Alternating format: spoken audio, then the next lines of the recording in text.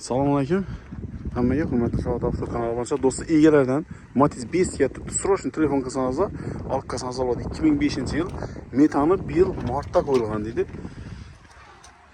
1 yil bo'lganda, 2025-yil martda qo'yilgan ekan. 1 yil bo'lgan metan qo'yilgandan. Yurgan probegi 212 ming. Taqsirlik qilaman deb sara sveta bo'lgan, lekin o'zini te alyumin sveta ekan. Holati zo'r, Matiz 5 tizda birgalar uchun bu. 4 oynasan knopkali bo'ladi.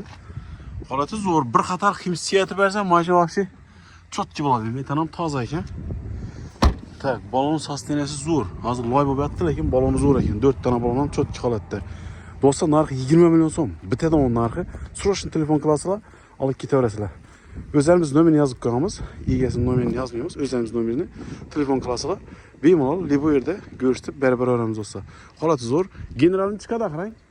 Generalni ham barladi ekan. Xohlasangiz shu durishni olasizlardan taksi qilib haydab yuraverasizlar. Chotki holatda do'stlar. Bittadan barqasi 20 million so'm.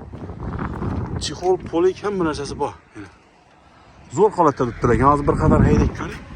Sosteniyasi chotki. Arzon mashina zarurlar uchun bu do'stlar 20 million so'm. Ishtir. Gelachilardan ketaverasizlar. Like bosam, videoni arzon mashina zarurlarga tashlab qo'yamiz do'stlar.